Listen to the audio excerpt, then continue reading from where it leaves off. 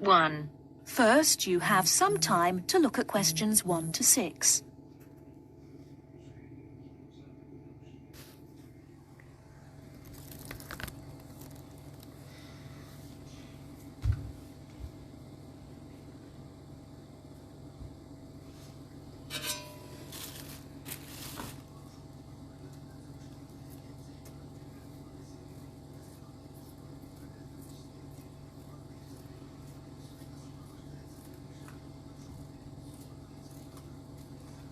Hello, my name is Dave Burns, and I'm here to tell you about the welcoming party we're having for new students.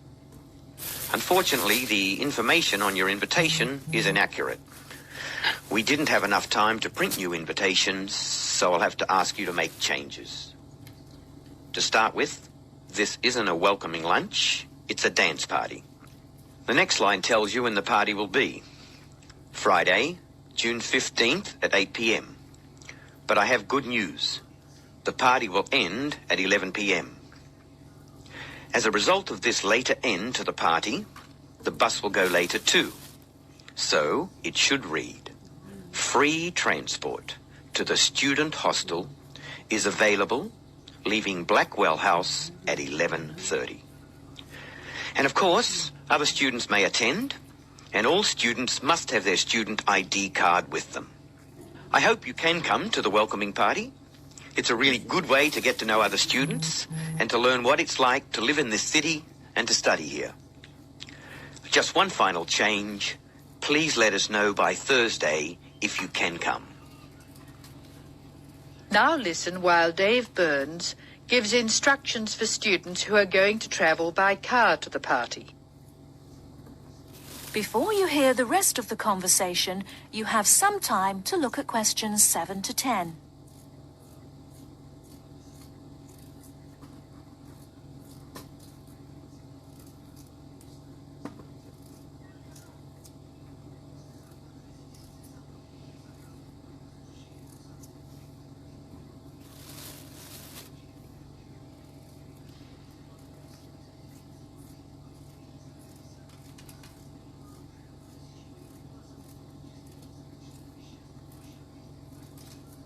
Now listen and answer questions 7 to 10. Some of you may prefer to travel by car, but I have to warn you about some changes to the roads.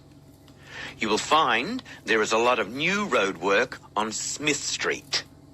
The work will not finish for a long time, so we can be sure that Smith Street will be a problem. If you are coming from the city, you will be able to travel easily until you get to Blackwell Street, just near the college. As you know, Blackwell Street is very long. You should avoid the corner of Blackwell Street and Jones Avenue, because they are laying telephone cable. However, you can take a detour and avoid Blackwell Street altogether. The best thing to do is to pass the roundabout and take the first road on your left, which is Brown Crescent. Brown Crescent will lead you into the college grounds, so that's easy. I hope everyone has a great time. Bring your friends, and we'll see you on Friday. Oh, one final reminder. It's best to use the side door. The front door may be locked at 7, so come to the side. See you on Friday. That is the end of part 1. You now have half a minute to check your answers.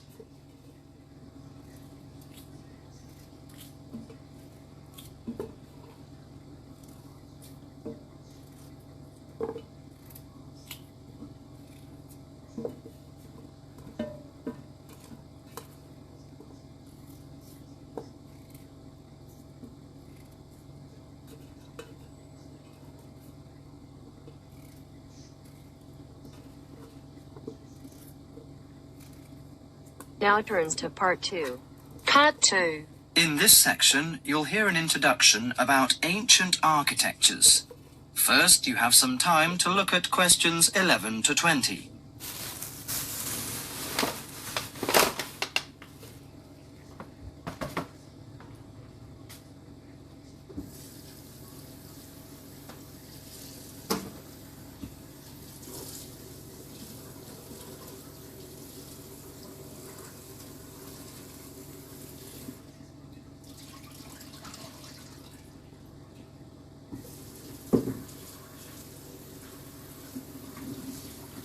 Now listen carefully to the tape and answer questions 11 to 20.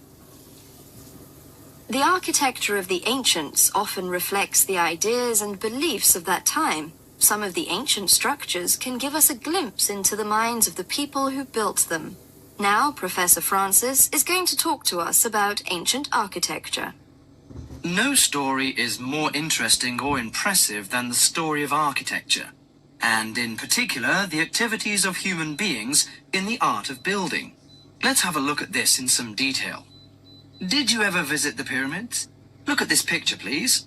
The pyramids in Egypt are true wonders of the ancient world.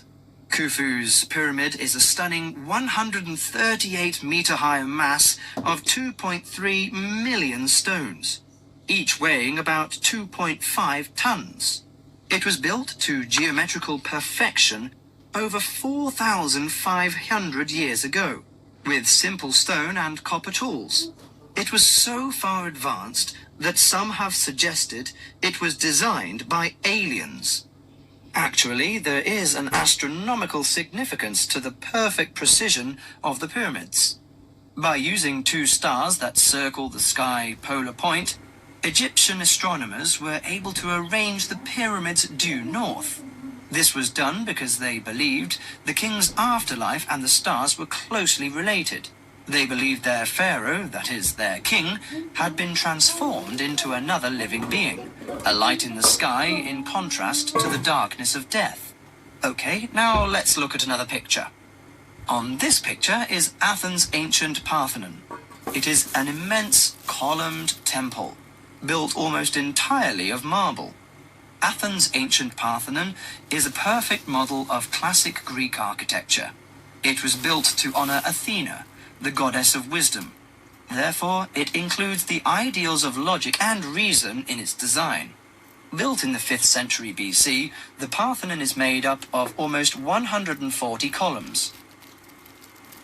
Before you hear the rest of the conversation, you have some time to look at questions.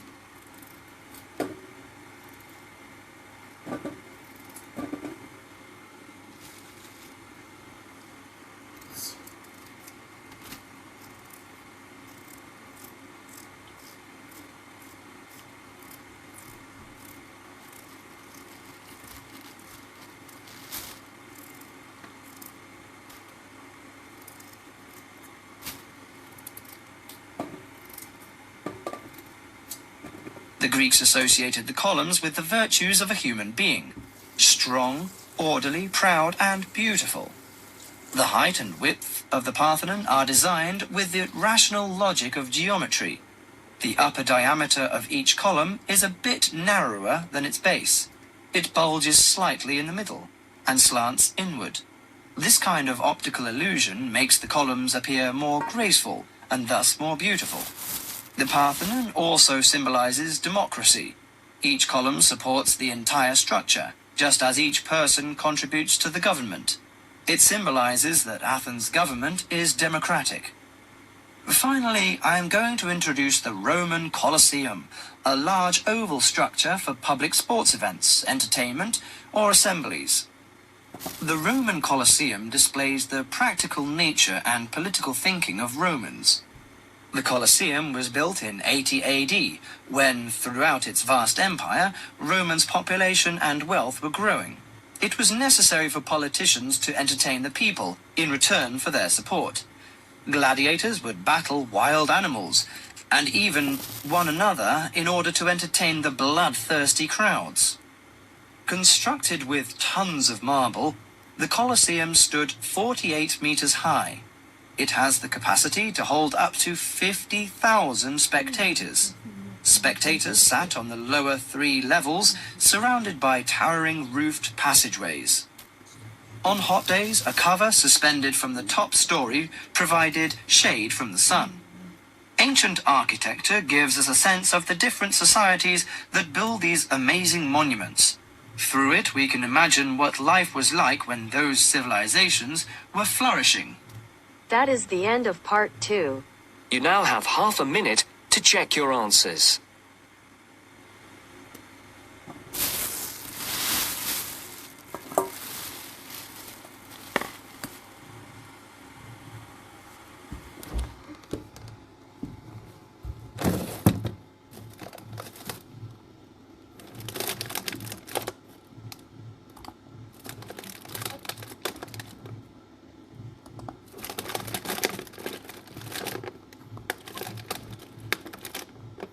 Now turns to part 3. Part 3. In this section, you will hear a discussion between two students who have to describe a lawn sprinkler for part of their general science course. A lawn sprinkler is a machine designed to water gardens and lawns. In the first part of the discussion, the students are talking about the different parts of the sprinkler.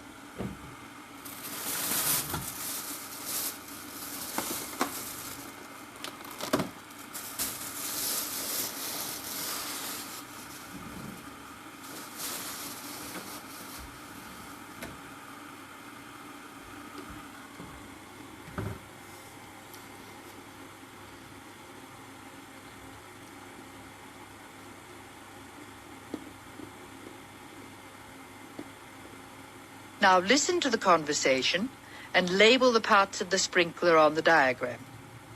Choose from the box. There are more words in the box than you will need. Hello, Scott. I believe you're going to be my partner for this practical session. Have you got the model set up? Yes, it's right here. The instructions say we have to describe it first and label the diagram. I've started from where the water enters the machine. The water enters through a hose pipe and then it turns a water wheel. You can see where the wheel is marked by an arrow pointing upwards. It's called a water wheel because it's designed so the water will catch against the wheel. This action spins a series of gears. How are you going to describe the gears? There are 2 worm gears, one vertical and one horizontal. The horizontal worm gear drives a circular gear. That gear is connected to a crank which changes the motion. The crank is already labelled. Do you see the 2 white arrows? I see. Okay. The water has passed across the water wheel. Then what? Okay. Then you could say the water passes through the spray tube. Yes, I see. And the water is then spread over the lawn through holes at the top of the spray tube. How are you going to describe the base? How about this? The sprinkler stands on a base consisting of 2 metal tubes which join at a hinge at one end and continue into a plastic moulding at the other. That's certainly starting at the bottom. Do you want to mention that there's no water in the base? I don't think that's necessary. If you look at the diagram, it's easy to see that the only metal tube to contain water is the spray tube. You can actually see the water coming out of it.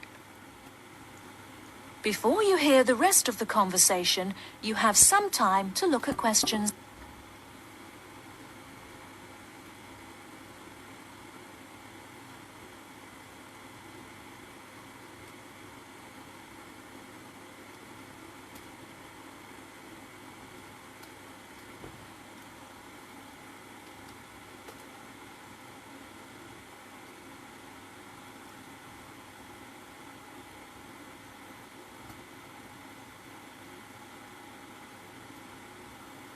Hello, Scott, Linda. I'm glad I caught you before class. Did you know about the change in examination schedule? Change? Yes, the last day of examinations for your group will be December 2nd instead of November 29th. Is that definite? We were told they'd be on November 26th, and then there was a rumour they'd be on December the 1st.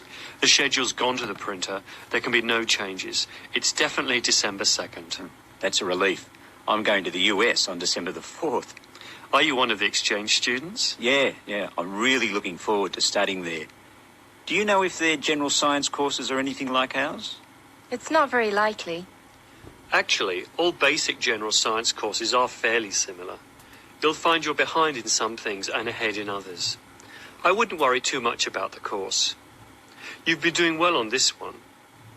Linda, have you finished your assignment yet? I'm nearly there. I should be able to give it to you on Monday. That's good. I can't let you have another extension. I was really grateful for the extra time you gave me. That was a really big assignment. Well, I'll expect it next week. Now, would you like to hear the details of the timetable? Oh, yes, please. I've just finished putting it on the notice board downstairs. Basically, you'll have 4 examinations. General Mechanics is in the morning of December.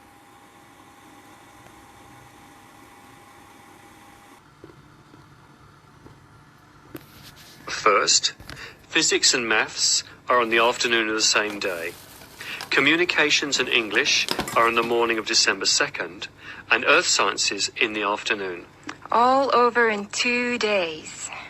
Yes. I'll miss teaching this class. You're all good at expressing your views, which makes for an interesting class.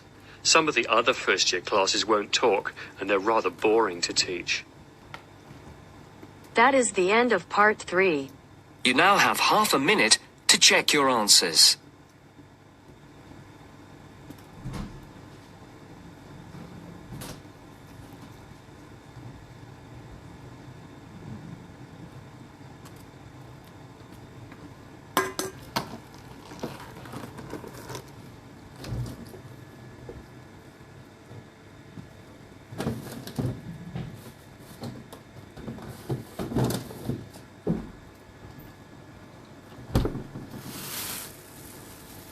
Now turns to part 4.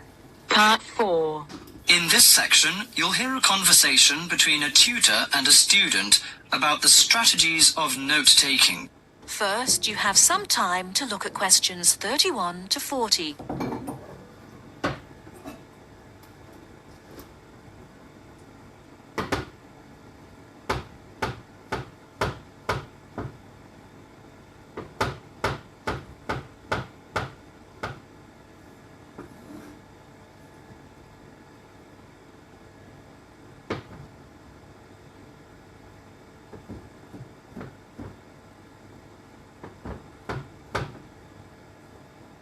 Now, listen carefully and answer questions 31 to 40. Hi, Mr. Smith.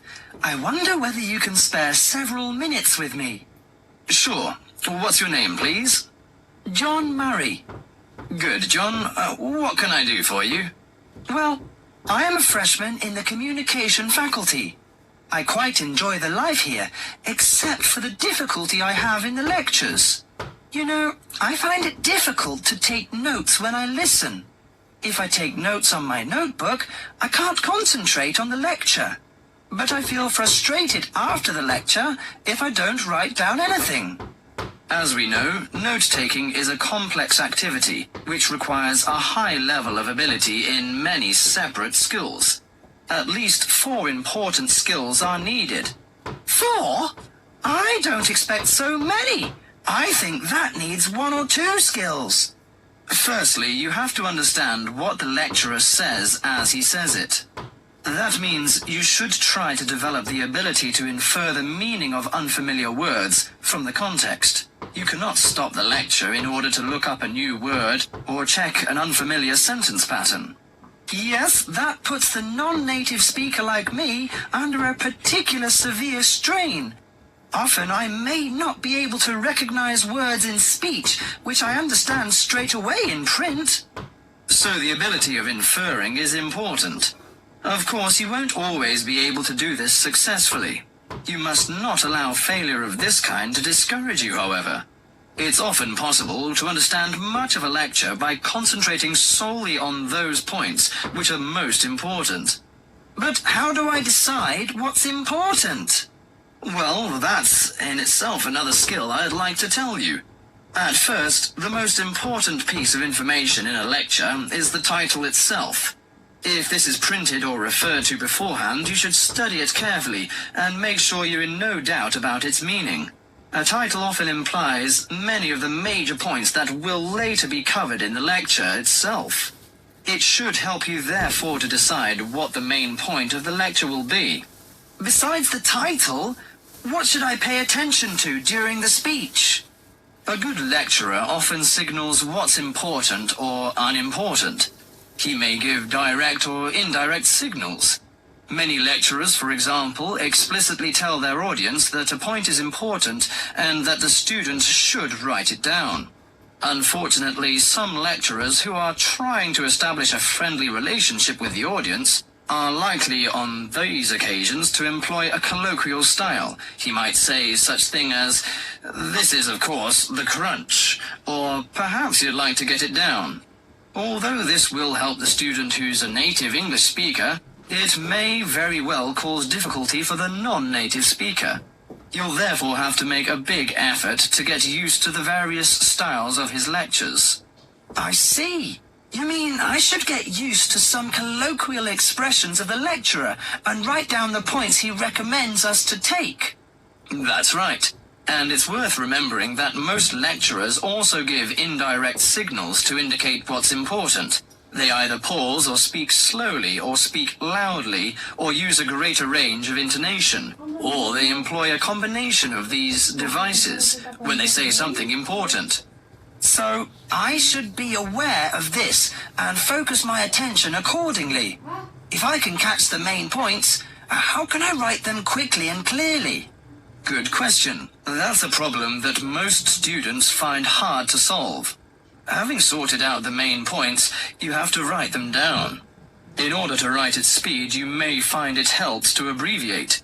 You can also try to select only those words which give maximum information. There are usually nouns, but sometimes verbs or adjectives. Writing only one point on each line also helps you to understand your notes when you come to read them later. I see. The last but not least skill to learn is to show the connections between the various points you've noted. This can often be done more effectively by a visual presentation than by a lengthy statement in words.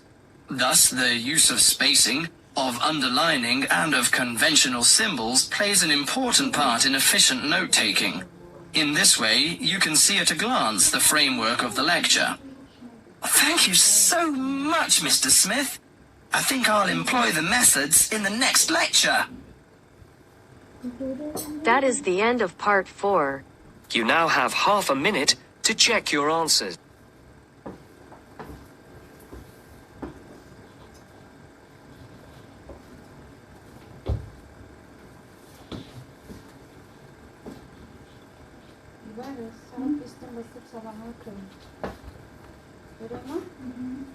Бестен бастап сабаққа кірген кезде бейбарыс қара мама. Алдымен парасатты оқы. Жарай ма? Алдымен парасатты оқып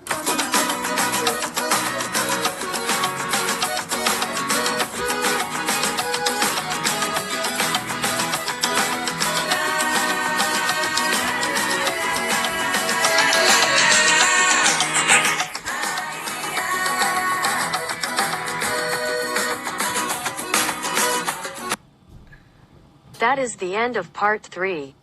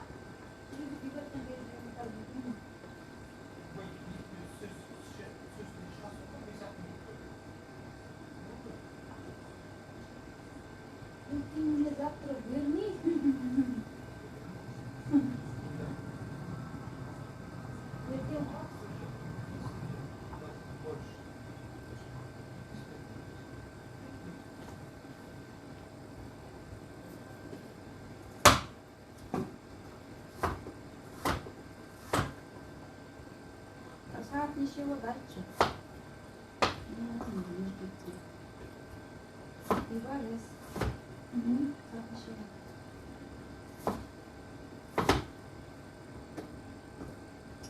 Önce üstü tuvalda tuttu. 35? 18.